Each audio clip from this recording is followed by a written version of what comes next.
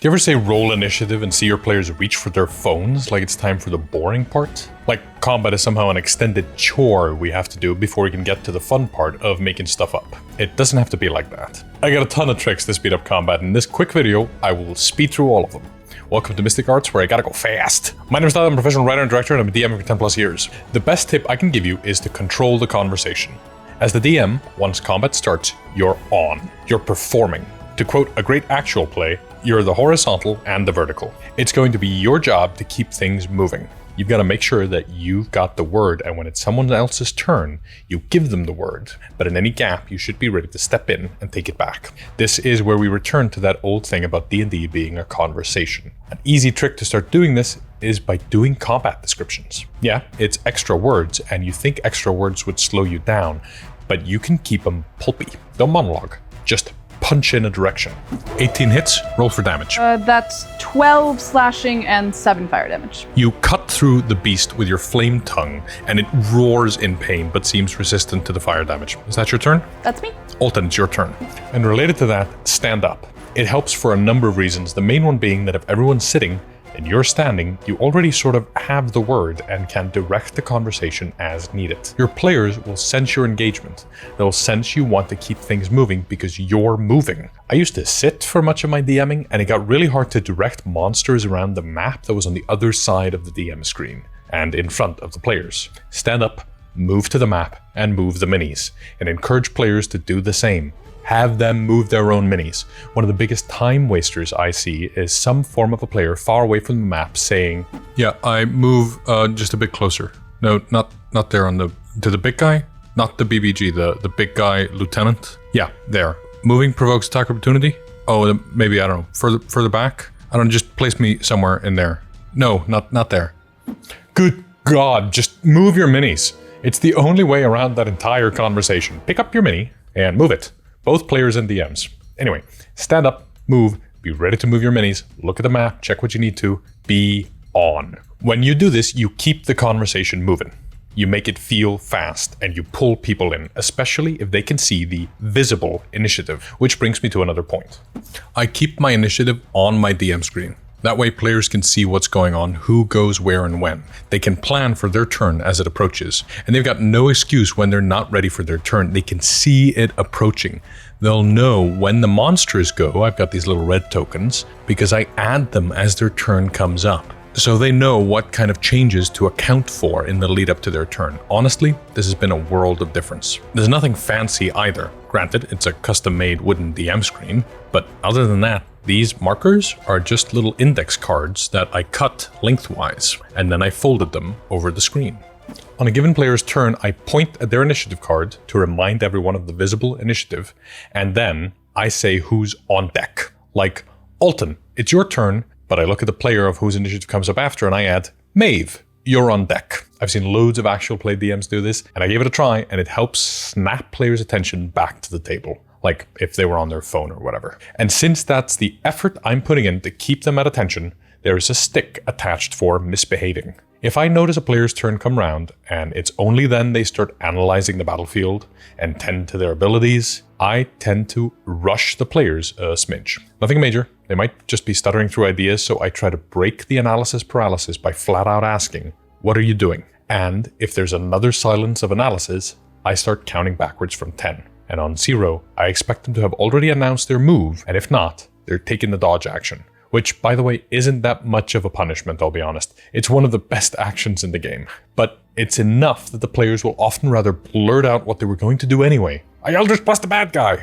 Yeah, thanks. We're done. If a bunch of players have back-to-back turns, I'll just shout out a string of names and gesture to the screen so they can see how it lines up. You can also stack turns. Like if someone wants to cast a healing spell, I probably don't need to wait for the healing math. Most of the time, the cleric can just tally up the hit points, and then an unrelated character does their unrelated charge on the ogre. Or if someone's casting a fireball and about to roll 8d6, but I know for a fact nobody's dying since the fireball is going to hit a bunch of bad guys all with a boatload of HP, I just let the player take a turn while the fireball damage is still being tallied. Another way to keep it fast is to keep it fresh. Players may roll their eyes at the umpteenth combat against the same old goblins in the same old dungeon, but when you put new stuff on the table, players tend to engage. They'll be more excited to see new stuff, and they'll be excited to figure out how it works, excited to see it deployed. But you can do that with your very own homebrew or with third-party content. And when it's well put together, it takes the heavy lifting off of your shoulders. So what if you were playing something fresh, like Space Pirates sailing on the Voidsea, the sponsor of today's video? This grim, dark, salted, eldritch-infested, high sea-soaked expansion for 5e is an ocean brimming with monstrous titans and magical technology, a reinvented naval combat system, craftable magic items and modular ship components, and a brand new mutation system. It's from Loot Tavern, the creators of Helliana's Guide to Monsters, and they're back for more. The Kickstarter is live now. It's a 350-page plus sourcebook with STLs for minis you can print or tokens ready for VTT. Go get your Mimic ship and sail the Voidsea with the link in the description. There is a plethora of online tools designed to keep combat fast. These were helpful when I was starting out, but as I ran more and more, I quickly found that I spent more time fighting the tool, or the internet connection, or loading screens, or some other bit of tech. So now I have a much simpler tool at hand, the Notepad. I've got this little stack of notepads behind the screen, a bunch of white pages, and all I do is write down the monster name, AC, hit points, just like this, and then I look at it like a quick reference guide. Does an 18 hit? I don't know. I look at the number and yep, roll for damage. For damage numbers, I tally them upward because I'm not good at doing math, and for some reason adding seems easier than subtracting. So I just add up dealt damage and compare it to the maximum hit points. This way I never have to subtract. But there's another benefit of doing it like this. I keep stat block somewhat visible by sharing features. You see, the thing that takes the most time at the D&D table is the checksum, the does X hit question. Matt Colville talked about this in his flow and the null result video. The thing that takes up so much time is when players have to ask, did an 18 hit, does 16 succeed the save, is he immune to fire damage, do all the damage types, do you need them separately? This is why Draw Steel doesn't use checksums. All the player checks are in front of the player, all the GM checks are in front of the GM, and there's no need to confer one with the other. Each side rolls the dice and announces the end result. But if you're not playing Draw Steel, you can get around this by announcing relevant stats as the players discover them. When someone hits the monster's AC, I say, that hits an AC of 12. Because then the players know they don't have to ask if they get above a 12. When the bad guy casts a spell, I say, make a DC 17 Constitution saving throw, and they could just say, I failed or I succeeded. And you might think, but my players don't listen. Well, you repeat it to them until they get it. And eventually, players won't just listen, they'll correct one another. One player is bound to be paying more attention than the rest. I've lost count of how many times I announce the AC, and then a player asks, does a 23 hit? And the whole table goes, AC 12. It's a self-policing system. But this doesn't just make combat faster, it makes it more tactical. Decisions become tactical in nature because the choices are informed. When players are making informed choices, they're making choices faster. Should I cast Fireball or Cone of Cold? Well, he just got a 27 on his last con save. Maybe test his dexterity instead? It makes the whole combat more tactical and quicker. But there are even more ways to speed up combat. If you've got a boatload of monsters on the field, you can get someone to run the Mooks by making them the Mook Wrangler. Pick a player at your table that's DM'd before and is interested in DMing later maybe. Tell them you're running all the regular goblin mooks. Move them up to their speed and make melee attacks at the nearest target. If they can't reach, they dash or dodge. And you could even have them roll for the monsters, but the way I do it is that they shout out attacks by pointing at hero minis and saying 6 attacks on Maeve, and I nod and roll 6 attacks. On that note, I use minions. I know that there are a million homebrew rules out there for minions in 5e, including a popular system in Flea Mortals. But since the goal with minions for me is keeping them simple enough to be just in my head, I don't use overkill damage or group attacks or other bits of design like that. I just give them 1 hit point and then this ability. Minion. Once per day, when you succeed a saving throw that normally does half damage, you take 0 damage instead. So they don't all die to 5 damage AoE or whatever if they succeed. But you can use more elaborate rules you like. I'm not your Daði. That's just my name and it's pronounced Daði. So that's controlling the conversation. Standing up, visible initiative, and stat blocks. And let players run monsters. That's a good start, but there is so much more you can do. So let's do a rapid fire round.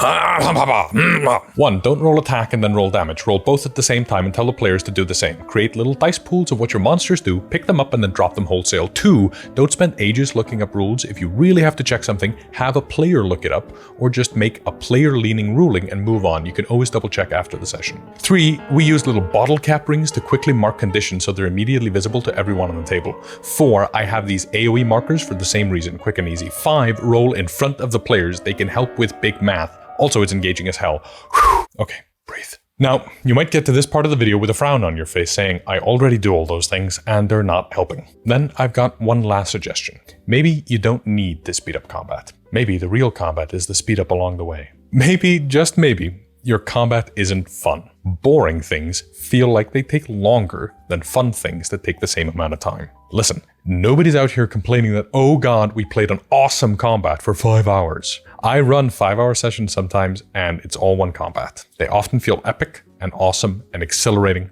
Faster isn't necessarily better. Better is better. That goes for a lot of things actually, now that I think about it. Maybe you're running identical combats back to back instead of varying your combat types and making sure each encounter feels unique.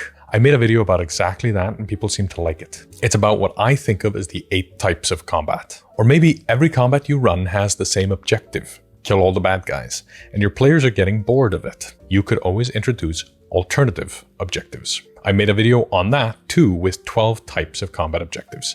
In fact, I've got a whole playlist here on the channel talking about combat, like the action economy, the less talked about resource economy and how to use it, running boss fights, elite teams, ambushes, how to use and mess around with CR, or running D&D at 20th level. If you haven't, go check them out and see if something there is worth trying at your table. So as you're running your next combat scenario, try picking a thing or two from this video to see if it speeds things up. And over your next adventure, add more and more from this video and watch as the speed of your combats gradually ticks upward. And as it gets faster, you enter a positive feedback loop because it gets more fun and the players re-engage with the game and it'll get faster and faster from there. And before you know it, you will have the experience I have when you say roll initiative. Players won't grab their phones and disengage from what's in front of them. They'll lean in because it's time to focus up and get into it. Your combats will keep people on the edge of their seat as they're focused and excited about the fast-paced combat you are running. And that's where we'll pick it up next time. Thanks so much for watching this video. This channel is run by me and my girlfriend. Nat 20. Nat 20, let's go! If you want to support us directly, consider joining our Patreon and pick up our brand new magic item creation rules to give to your players some fun weapons, and they'll be excited about using them in combat too. If you're feeling especially generous, you might like the video, comment, share, or subscribe, and hit the bell to be notified when we release new videos. Until next time, keep studying the mystic arts.